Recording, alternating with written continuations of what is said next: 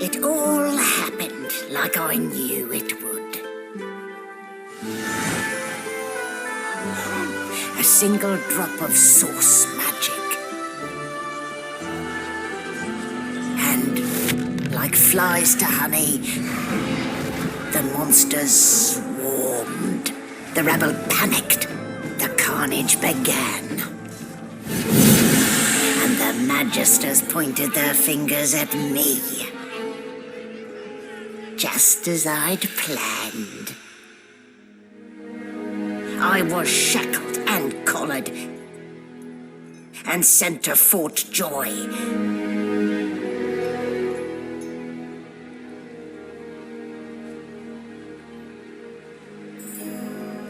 I'd come here to kill Godwoken. But instead I became part of their story.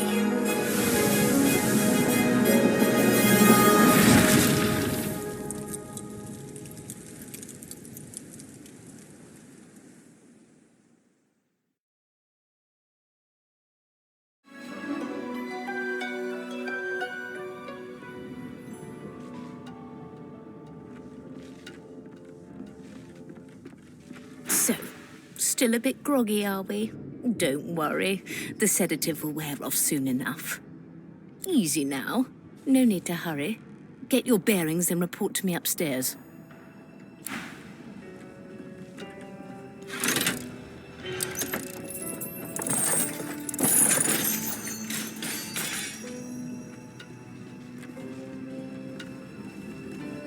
Well, look what the dog dug up.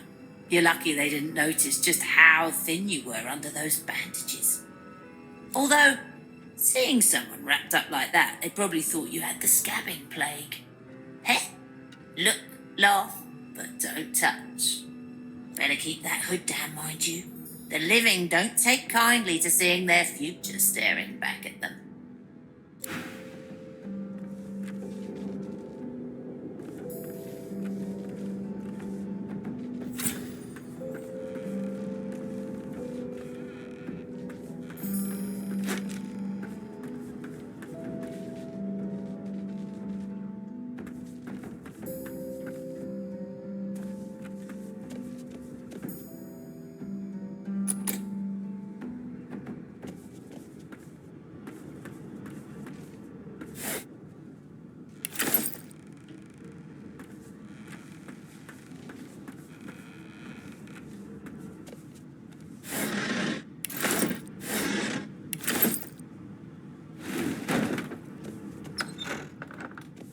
Animals die. Freight or food.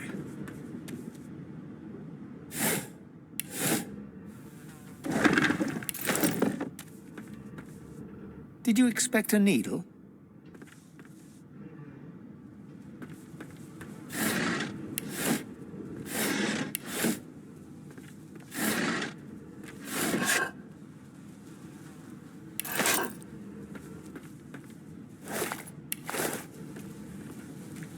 Shaking her fluffy coat, the sheep eyes you balefully, her rectangular eyes like letterboxes to the void. With one sharp hoof, she kicks you right in the shin.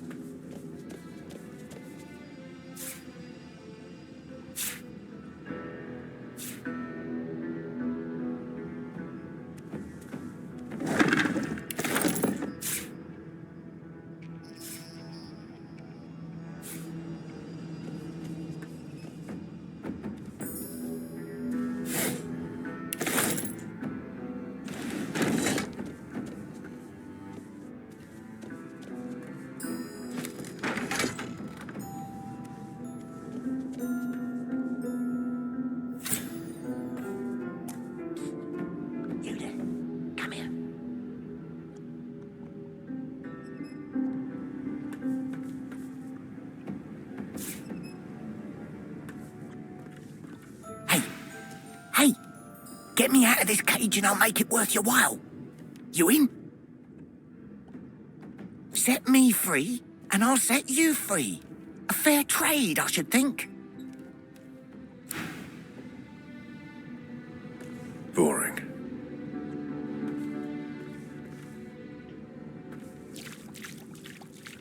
The Magister Guard snorts and sniffles as he sleeps. You're almost impressed that one man can make such a phlegmy racket. Is my shift over? You here to relieve me? Oh, wait, you're no Magister. You're a sorcerer. What are you doing here, filthy elf? Choose your words carefully. My fists ache to meet a new face.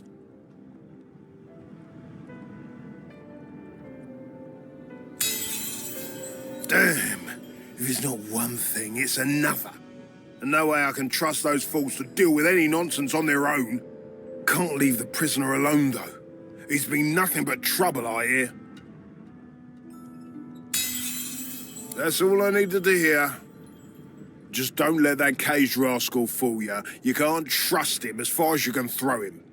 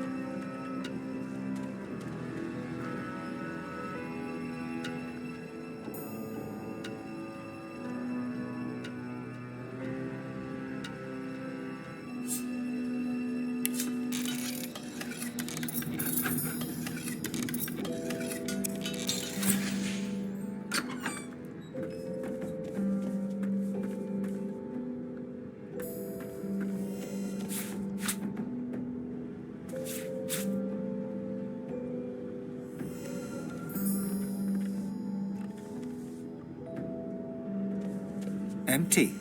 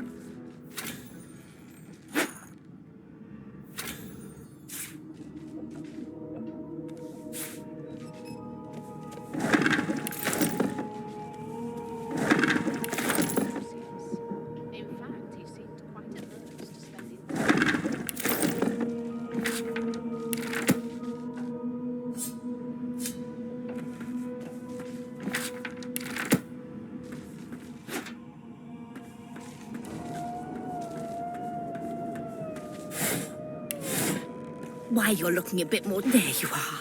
Not too tight, I hope. The collar, I mean. Oh, not to worry.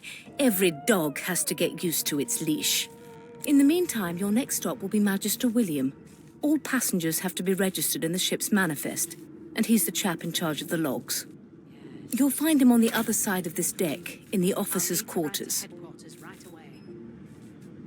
Why, for my peace of mind, of course. Why don't you try casting one of those source spells of yours? See what happens.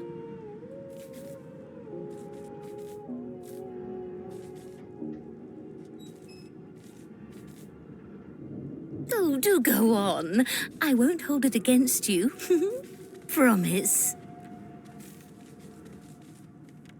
Currents of magic surge inside you, boiling, bursting, then breaking, only to fade back into your soul like rain into the earth. You better stop before you hurt yourself. All will, but no result.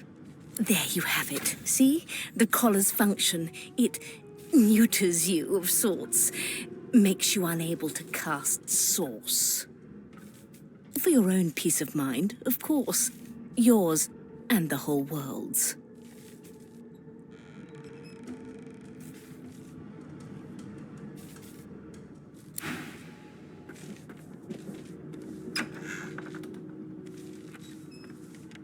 Good gods. A young magister stands pale and silent. Her knuckles whiten around her weapon as you pass. Behind the magister, a bloodied mass lies in a heap. Gore and limbs lie at odd angles. You can't make out a face amid the mess. There's been a murder. A sorcerer was killed by one of your own. Lucky you were busy getting your collar fitted at the time, or you'd be a suspect like the rest of them. Waters is investigating. She'll figure out who did it. Always does. It's a small ship. His name was Finn. Oddball. Looked to me like he saw something he wished he hadn't before he came here. We'll find out who did it, one way or another.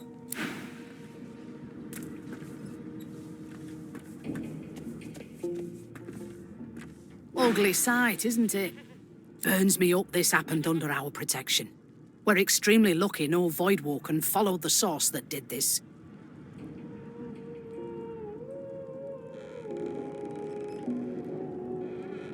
She looks up at you with a mirthless smile. I was on duty in your room when the murder happened. You were asleep the whole time. Didn't even stir. You're one of the only indisputably innocent people on the ship. Unless you can commit murder in your sleep, of course. I thought as much. Listen, I could use someone to keep their ears open among the passengers. Sometimes they clam up in front of a uniform. Bring me a good lead, and I'll throw in a shiny gold coin for you. How about that?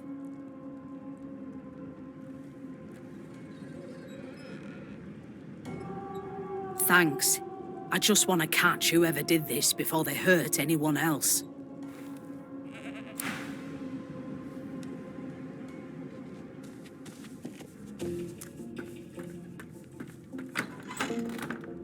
Sing us a song, I know you can. That's enough now. It was one of them. I know it. Would you put a knuckle in it? I'm trying to concentrate. Ah, there you are. Husband. Would you please tell this very charming gaggle of not-at-all brat-like babes that I am by no accounts this Losa woman, nor do I sing, in fact. I'm deathly, deathly allergical.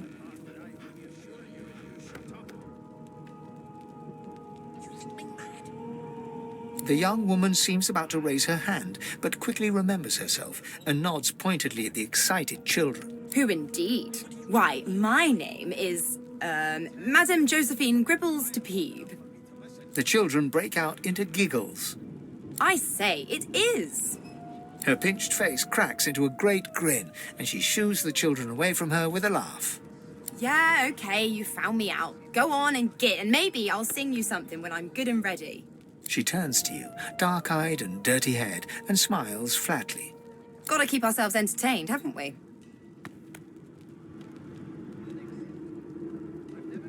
You presume right.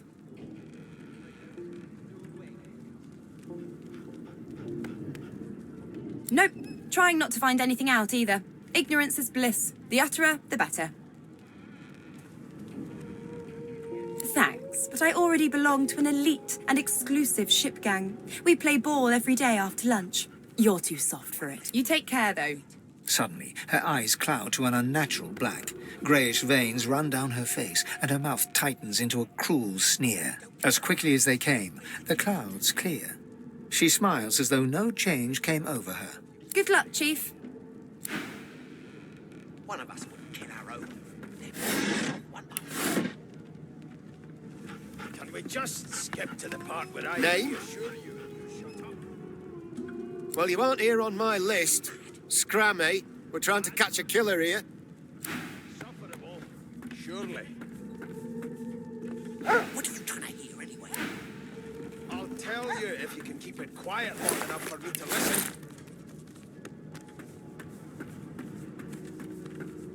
Please. A broad dwarf sits totally upright on the bench, eyes closed, palms face up on his knees.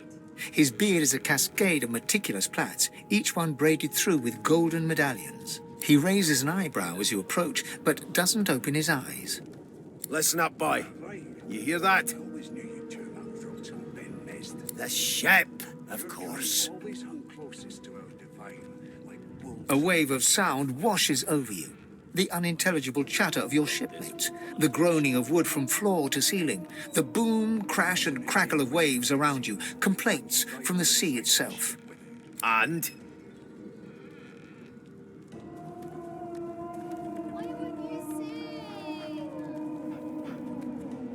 A common sort of sound, isn't it? Where there's talk, there's health. That's all you hear, though. Listen close. How dare you classify There now, just like that. Squeak! coming out of plagues? Aha! His eyes snap open as his countenance breaks into an expression of joy. One great paw claps you on the back. The other catches you before you lose your footing. There. You heard it, didn't you? I knew it. I knew it. Aye, this is good news, boy. Good news. There has been a murder, Your Majesty. Maybe. No, you beautiful idiot. That wasn't any rat. It was the wheel. Squeaks whenever the helmsman jerks it clockwise, which means we're heading east. Burn my beard. That means if we've been travelling for, yes, only 10.34 nautical miles to Fort Joy. You are chill, aren't you? No indeed, boy. But that ain't my final destination. The dwarf leans back from the table and strokes his beard, gold medallions jingling merrily. His eyes roll over to you. That'll be all. Thank you kindly, boy. I've seen more appetizing things coming out of plague-stricken pigs. Did you see the body? They ought to let you taste a bit. Maybe you'd find out who done it. Unacceptable. Well. What have we here? A fresh face in this stale hell. Let's size you up, shall we? See if you'll do. The lizard looks you up and down, like a farmer would a fetching horse. All of a sudden, he grips you firmly by the chin, with the intent of inspecting your teeth. I'm inspecting your teeth, in case that wasn't spectacularly obvious. There's some discoloration, as well as a rather disconcerting lack of tongue and gums, but I've seen worse. After all, one can't expect to find prime merchandise on a squalid little ship like this. Now then, to business. You will answer me 3 questions. The first one is this. Can you cook?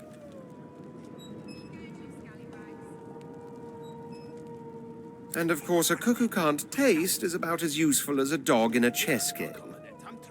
On to the second question. Can you knit, weave? In short, tailor? I'll give you that knuckle if you keep carrying on.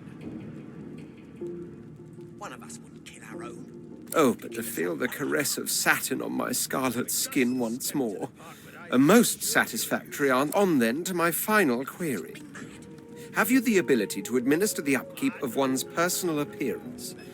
The delicate art of cosmetics is what I'm after. I'll tell you if you can keep it quiet long enough for me to listen. Just as I thought. That explains what's besieging my nostrils. So, 3 questions asked, 3 questions answered. Let's evaluate, shall we? As per your own testimony, you can tailor, but you have the taste buds of a dung beetle, and your personal hygiene reminds one of a carcass rotting in the sun. That won't do at all, see? I'm sad to say I must deny you the opportunity to be my slave. Ever so sorry. As soon as the Inquisitor gets here, we'll hang you right over the side of this ship. My slave, of course. Oh, but I see. Yes, I suppose it must take some time for the full extent of my disheartening refusal to sink in. Still, hone your skills, and one day you may just qualify for a position in a lesser household than mine.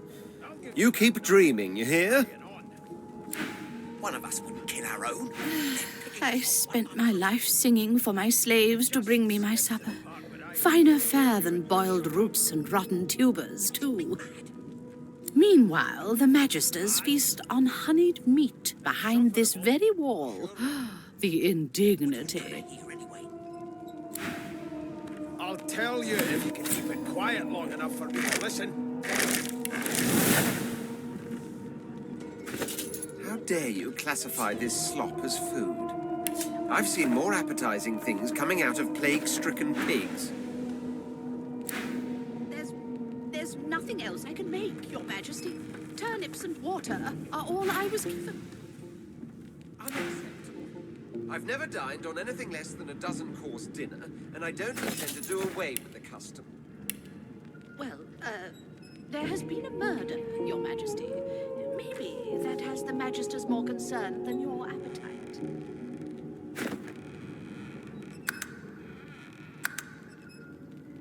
Don't you get saucy with me when you clearly don't know the first thing about sauce.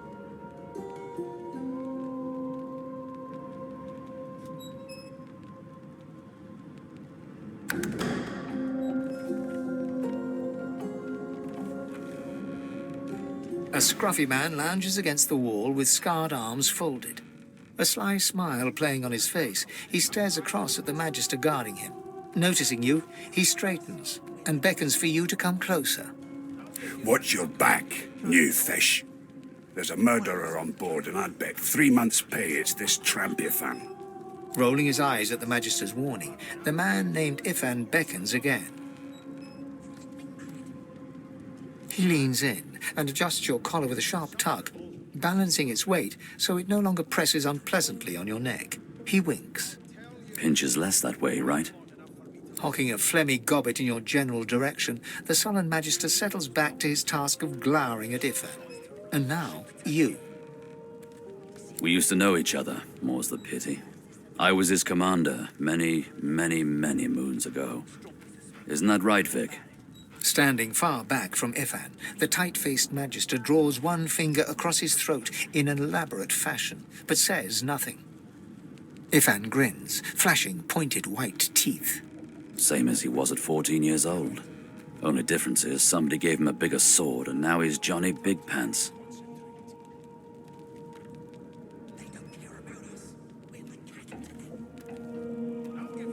Long story.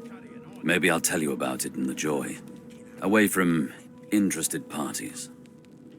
No. The dead man, Finn, is it? I'd no business with him. And I wouldn't put a man down without good reason.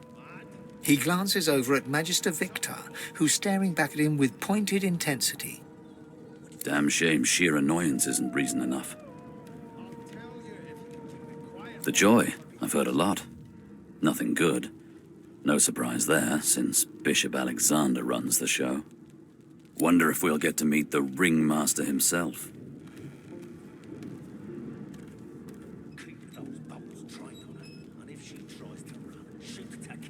Easy now. I might think the same, but Vic here will blow a blood vessel if he hears you talking like that. What are you conspiring about over there? You, elf, what's your name? Oh, don't mind him. Vic's just got a bee in his bonnet. And that bee is me. Name? Magister Victor looks at you suspiciously, then scrawls something illegible down in a tiny notebook. He scowls at you as he stows the notebook back in his voluminous robes. Away with you, at once. Ifan performs an elaborate pantomime of keeping quiet, one finger in front of his lips as he leans back against the wall. anyway. I'll tell you if An you elf keep it sits quiet. tucked away in a dark spot, lazily rolling dice onto the surface of a barrel. They sound like the dry cackling of an old witch. Snake eyes. She chuckles. I bet that's just what they'll look like. Rolling dice. Deciding fates. Don't worry, honey. It isn't yours. She looks you up and down with the merest hint of a coy smile on her lips. Never say never, though. She eyes you suspiciously. Not the future, no, but I can read the past in flesh. Just like you. And I'm quite good at it, too. I could lick your arm and tell you how you spent the night before last. Shall I? She looks at you in surprise when you bare an arm of bone. My. Guess I'll have to find out the memory from Marrow, won't I? She gives your arm a vigorous stroke of the tongue, efficient like a cat grooming. You were in a cellar with other sorcerers, watching, staring at them, hoping that none would stare back. You were thinking of flesh, or to be rather more precise, the pleasures of the flesh, those that have eluded you for so long. She pats you on the shoulder consolingly. There, don't you worry, darling. Your secret's safe with me. I don't lick and tell. Put a knuckle in it. I'm trying to concentrate.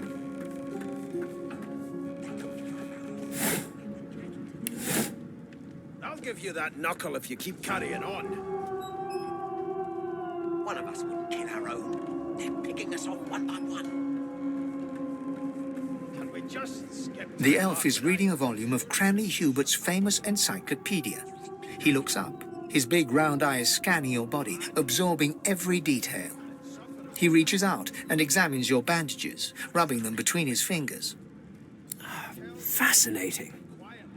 He sits back and returns to his book, flicking quickly from page to page, completely oblivious to your presence. Ah, yes. The niceties. My name is Fane. I am a scholar from... Well, I am a seeker of knowledge. That is enough. It is pleasurable to meet you. Is there? Wherever do you keep it? Certainly not in your books. I have been reading this one for several minutes, and I have yet to find a single insight into the mysteries of the universe. It is simultaneously too detailed and insufficient. I know the beginning of this tale and the end, but I am rather missing the middle. Tell me, what do you know of our world's history?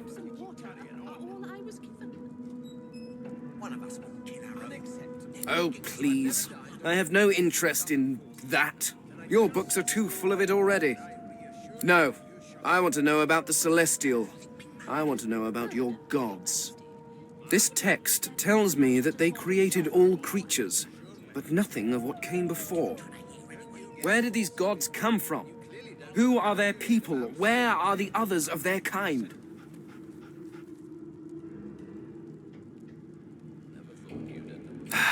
Of course you don't have any useful information. Why did I expect anything else? Now please, run along. I have a world to decipher. No amount of pestering will get the elf to take his eyes off his book or respond to your questions. It's a register, sir. Good, good. Magister Williams is just about done with the last passenger. You faring okay so far? Of course I do. Seems Voidwoe can dog your heels like a shadow. That's no way to live, is it? You'll see. We're gonna help you. You head on in now. Williams will get you sorted fast. coming out of plague-stricken pigs. Keep with those bolts trained on her. And if she tries to run, shoot. Standing at the center of the room, you spot a sorcerer haughtily eyeing a pair of nervous-looking magisters. They keep their crossbow trained upon her as she's being interrogated by an officer. So you admit it then? You murdered that poor fella? Yes, I did. But of course, that was only the beginning. She turns her head and looks you straight in the eye. There are others whose lives must end. Good God, the woman's mad. You there, sorcerer, go and fetch Magister Siwan. We need to do more than collar this maniac. We need to shackle her, hands and feet. It means your journey draws to a close. Do stick around for its finale, though, because... She reaches for her collar and simply removes it. I'm just about to create a scene. Subdue her, men, quickly! If she casts source, the Voidwoken will come. They'll end us all. She smiles with wicked satisfaction. Precisely.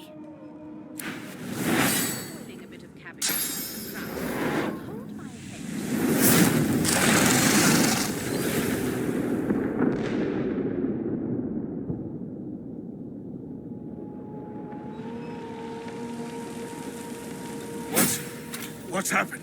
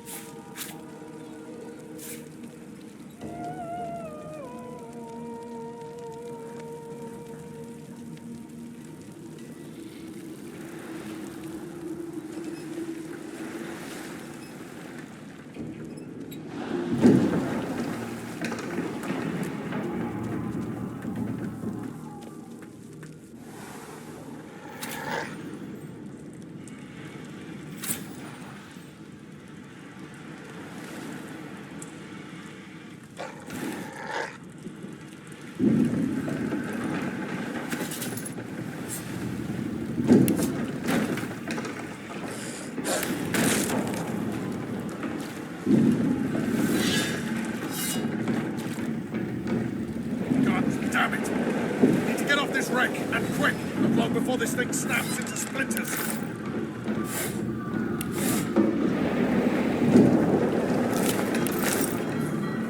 Great gods! Something's pounding on the hull!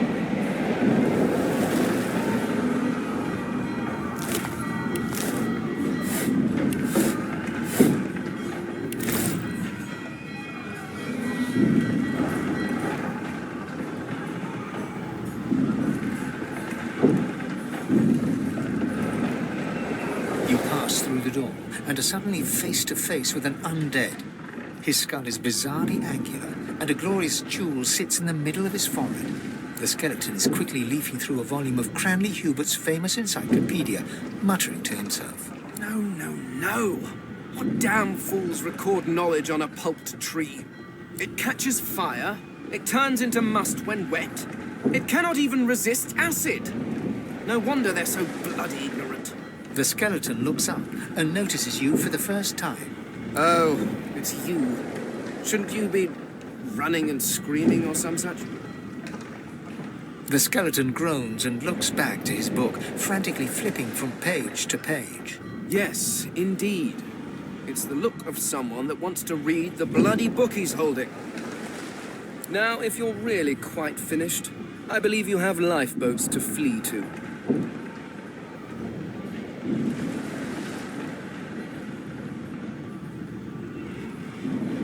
Remember, you may not be about to drown, but there are more dangers than a wet skull. Humans do not take kindly to the defleshed. The skeleton resumes his search, leafing through page after page, while hunching over the book in a futile attempt to keep it dry. The marking on the door was painted recently, judging from its pungent scent. You recognize the symbol immediately for what it is. A warning of death fog within. You press your palm against the door to open it. Your fingers clack against the wood, and you suddenly feel it doesn't budge.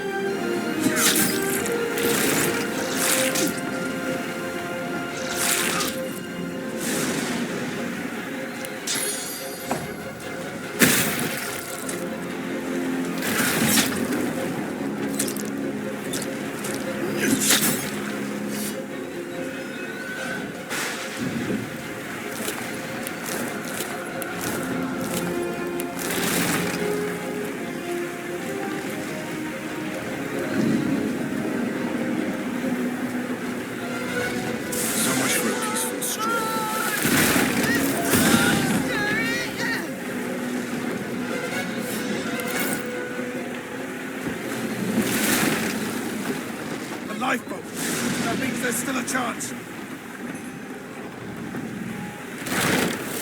Shut your trap, kid. Children and dwarfs first, just like the old stories say.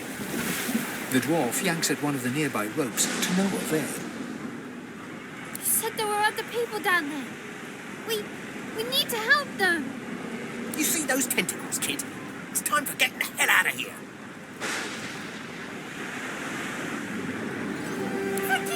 Thank you! There's a ladder right over there. You can go straight down. You're gonna be the death of us, you hear?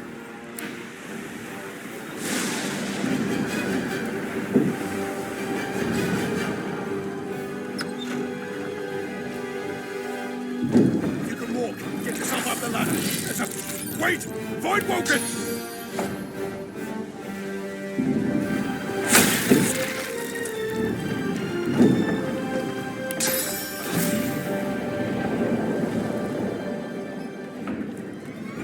These beardless bugs won't sink the ship on my watch.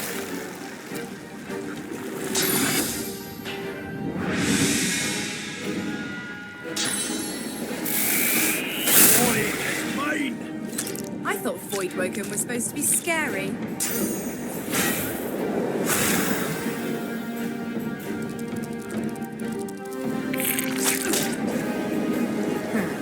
Let the games begin.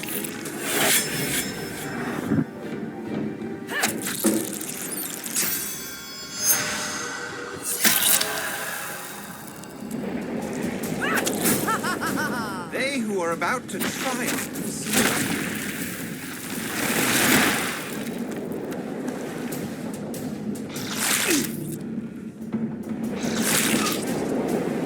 I've faced worse.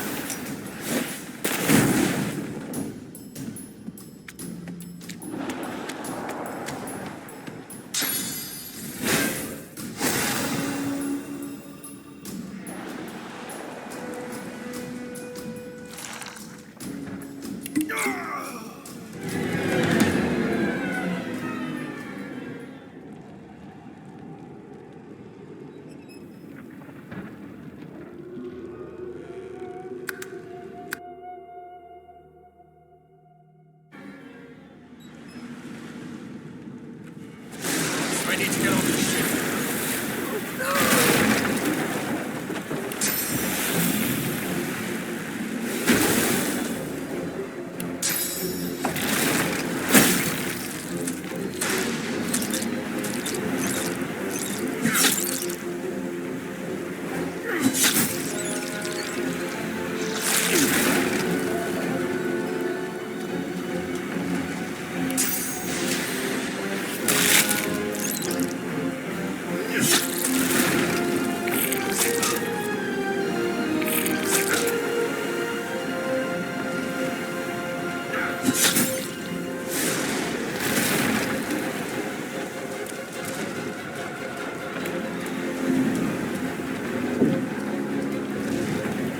So much for a peaceful stroll.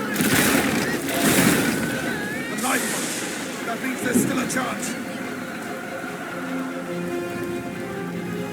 Shut your trap, kid. The dwarf yanks at one of the nearby ropes to no avail.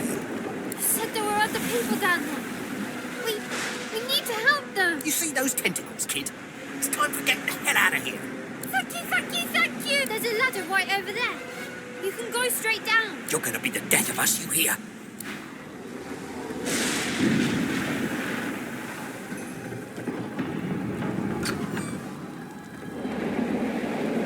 You can walk. Get yourself up the ladder. There's a...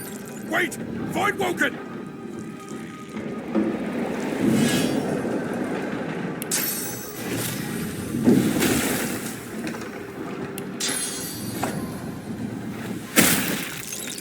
They who are are about to triumph.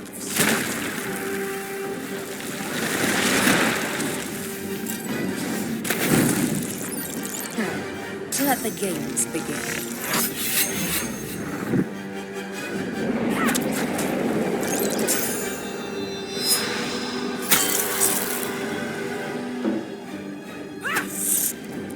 I've faced worse.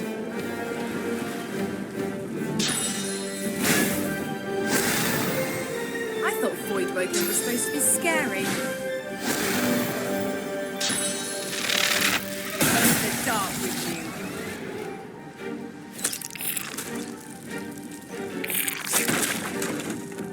These beardless bugs won't sink the ship on my watch.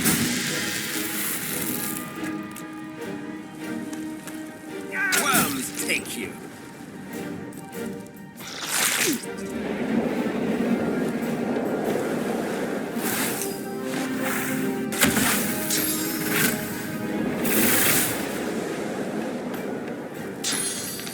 Glory is mine!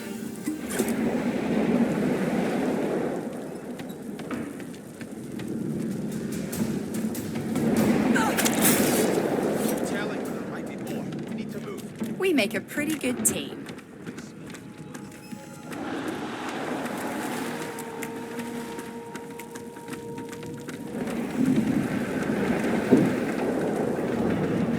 I hear something. It's Majesty. That won't you big mouth. Sounds like she needs help. Wait! We need to wait!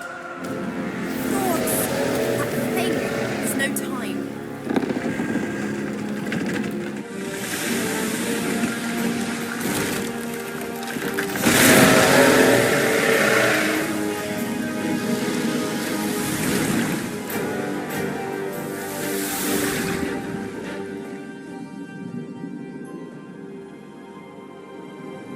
I have plans for you, child. Rise.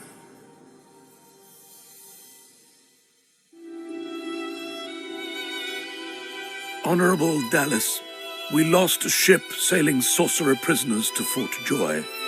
We assume some escaped and broke their collars. Their vile magic lured the Voidwoken. All who were aboard are presumed dead. Yours faithfully into eternity, High Judge Oriven.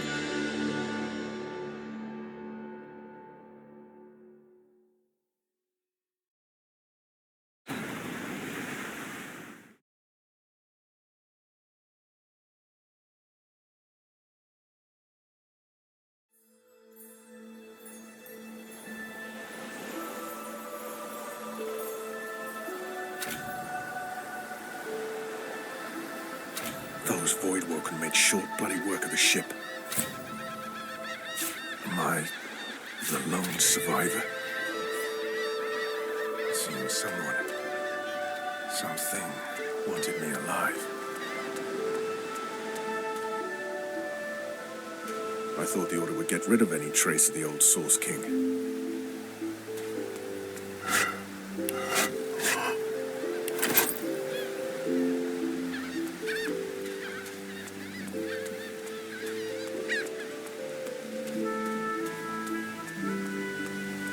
The child has a small mirror in his hands.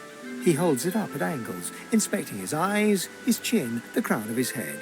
He spots you, and his arms snap to his sides. I'm not supposed to talk to elves. Well, elves eat people and their pets. Elves don't know the alphabet. The child's eyes grow wide. People ask you to eat them?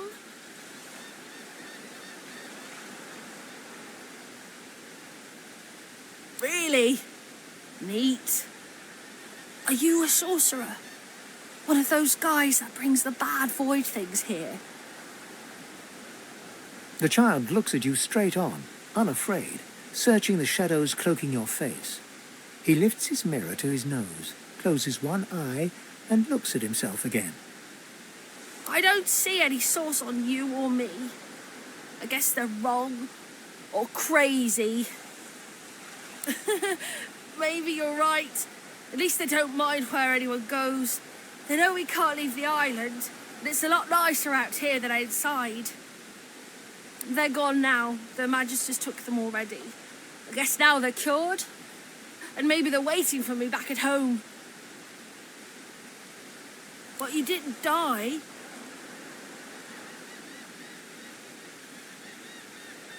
There isn't anywhere safer. That's what I mean. You'll see. Guess I am, but it's just normal to be scared. Nowhere isn't scary.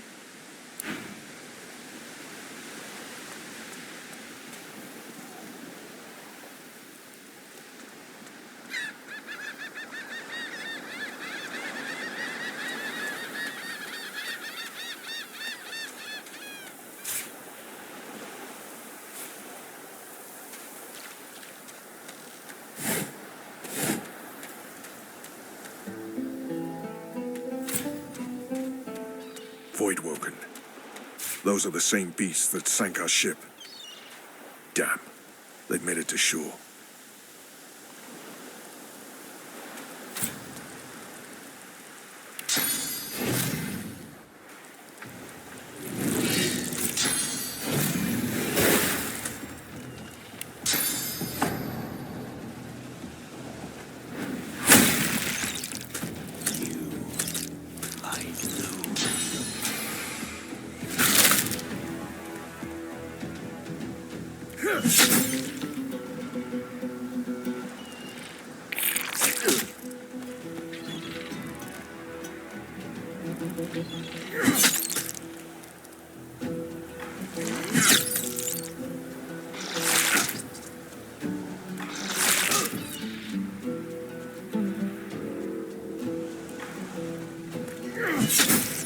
I thought these bloody collars were supposed to keep those things at bay. Drowned and eaten by a Voidwoken. I wonder in which order.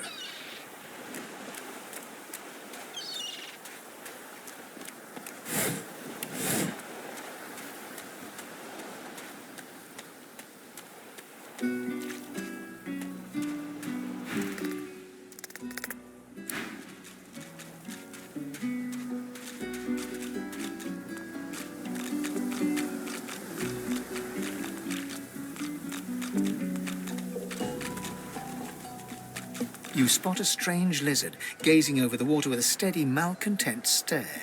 His skin is of a bright, blood-red colour. Could he be... Yes, you recognize him from the ship. It would seem you're not the only one who survived the tentacles of the deep.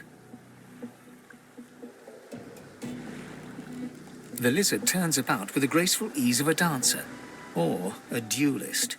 You lock eyes with his, two smouldering embers that sizzle your very soul. I did survive, yes. And chances are I wouldn't have, had you not returned to the aid of your fellow passengers down in that dreadful hold. You have my gratitude. Hand over heart, he salutes you with a bob of the head. More than a nod, though less than a bow.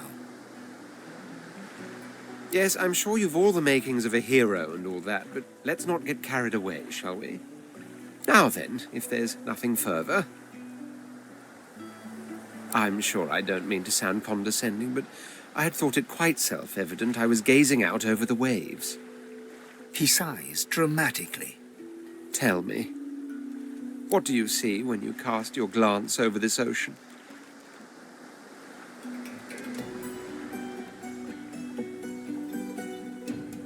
Touché.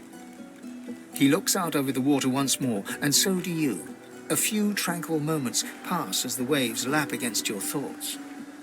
As for myself, when I consider this vast expanse before us, I see an empire. I see continents dotted with mighty cities. And shimmering along the soft curve of the sea's horizon, I picture the palaces that formed my paradise. Lost. Of course, it's rather specific. Quite obviously, I'm musing over the very actual empire that I lost. Suddenly, having all the air of being deeply offended, he stares at you with utter incredulity. Well, don't just stand there gawking like an ape at an abacus. Or do you really mean to tell me you don't know who I am? Oh, may the Seven have mercy on their own creation.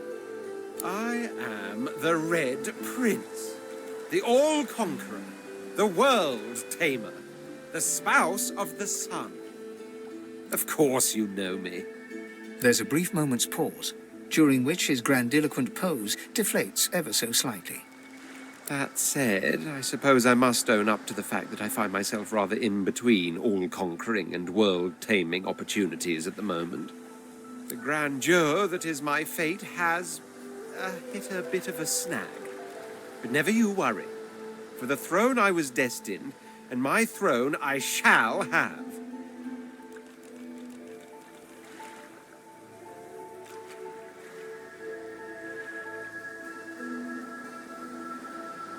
Then by all means, dash. He watches you depart without another word, then turns back to face the sea.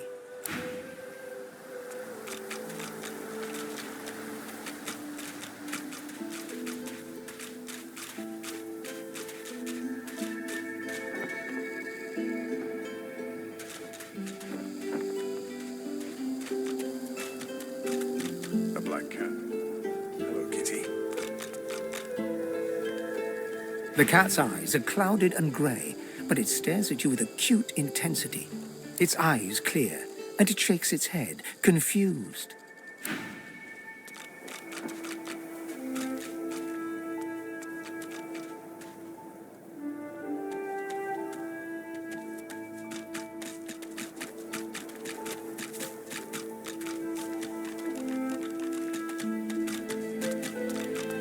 I wonder where this leads.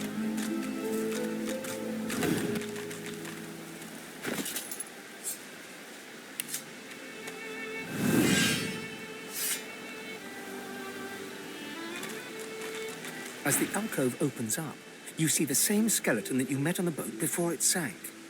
He's leaning over a corpse, prodding and pulling at the skin of its face. Bugger. How on earth am I supposed to... Oh. Perhaps... Skeletal fingers reach down and grip the skin of the dead man's face, pulling sharply upwards. After a few more tugs at the man's cheeks, the skeleton relents, letting the head drop to the ground with a damp thud. Damnation. That stuck fast. I wonder, does the beard act as some form of anchor? Ah! No! Stay back! Don't... Oh, it's you. I must admit I'm surprised. Perhaps you're more buoyant than I suspected. It seems the human that stole my mask was rather more resourceful than I gave her credit for. I chased her here, but she rather seems to have given me the slip. Thus... He turns back to the body, prodding at its face cautiously. Oh, yes. An exceptionally common, but exceptionally valuable commodity. A face. A face that seems rather stubbornly attached to his skull. I would normally employ a tool to delicately but viciously rip the face from the body. I could then craft a mask to hide my bone. But as I lack such a tool... The skeleton grabs the corpse by the cheeks and pulls hard, grunting in frustration as the body's skin holds firm.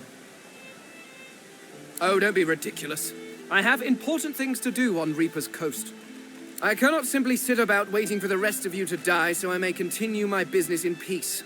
No, I may be an eternal, but my patience has its limits. Indeed, I may be the only eternal. My people seem rather absent, at least from this realm. As for the others, well, there is an excavation site at the Black Pit's oil fields. Perhaps there I'll find my answers.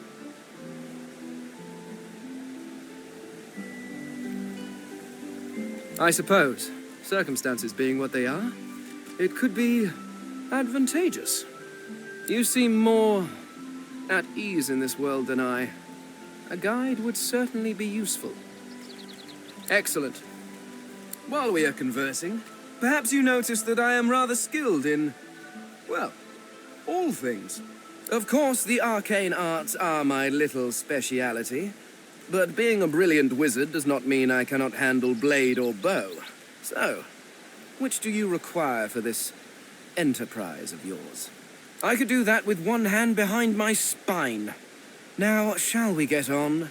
There is rather a lot to see. Splendid. Very well. Let's be off.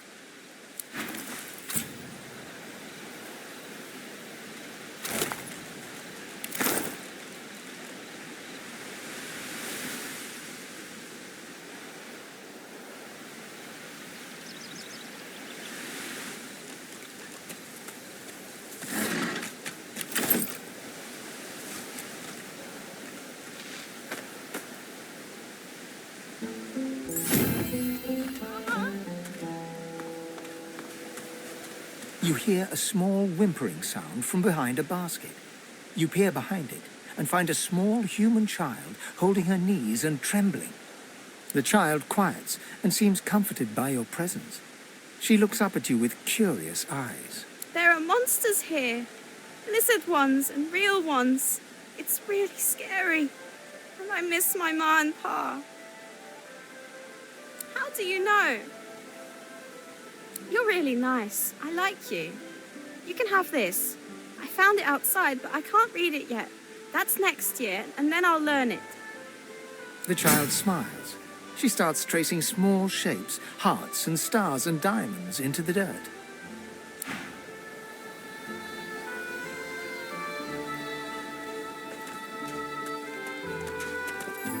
Where is she?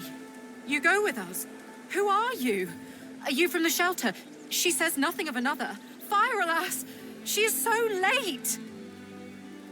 Never mind. It is not your concern. You leave. But... She leans forward. Her eyes are wet with fear as she takes your hand. please, do not lead anyone here.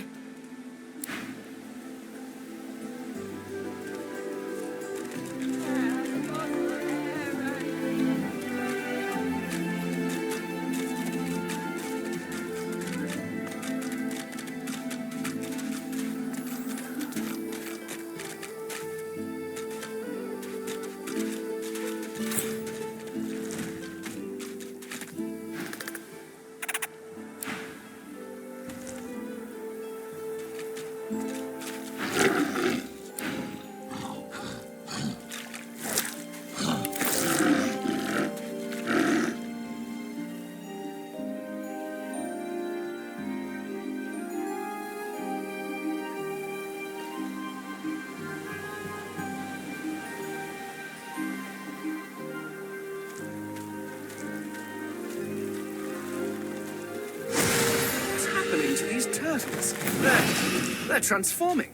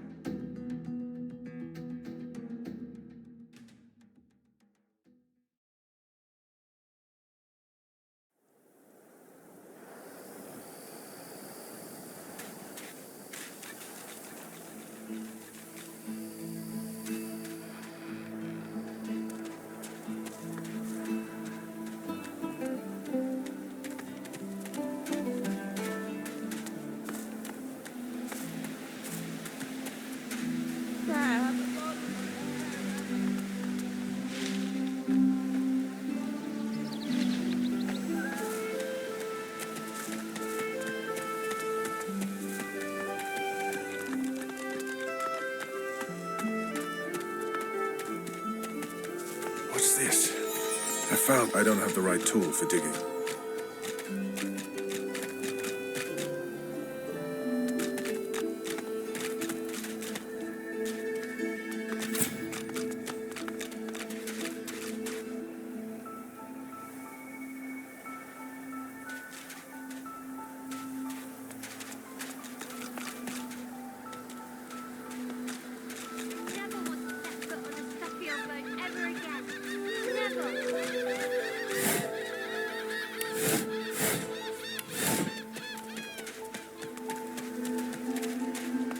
Hey, mister. It's a lot nicer here than that stinking boat, huh?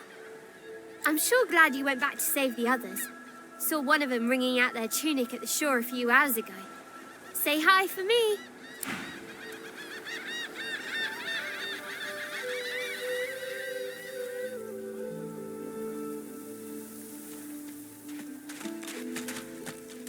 Your godwoman has asked you a question. Answer him. I told him Need I repeat? Stay back, sorcerer, and stay silent. Our Godwoken speaks. We know you've been helping sorcerers escape, Atusa. We have proof. I'd sooner cut my tongue out than lie to you, Alexander. I know nothing of any escapees. If you can tell the Godwoken no more, your tongue is of no use. Cut it out. This can't be serious, Alexander. Come. You should know by now to obey your superior, Magister, whatever she may ask. Stay silent, elf! Atusa pinches the tip of her tongue with 2 fingers and brings her dagger to its root. Her eyes squeeze shut. Drops of blood form against the dagger's edge and quickly fall to the ground. She groans. Stop! My father, may his soul rest in peace, would be disappointed in you, Atusa. To think you would lie to his only son, your bishop, and your friend these many years. The fate of our realm hangs in the balance. If you will not help us save it, then you will help the Void destroy it. Dallas? Yes, Your Holiness? I believe we're done here.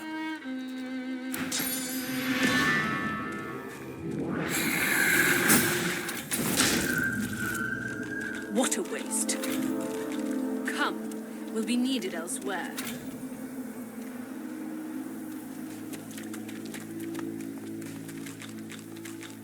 The lizard magister, or what's left of her, lies in a puddle of gore. These creatures are so prone to violence. Naturally, the weaker specimens suffer.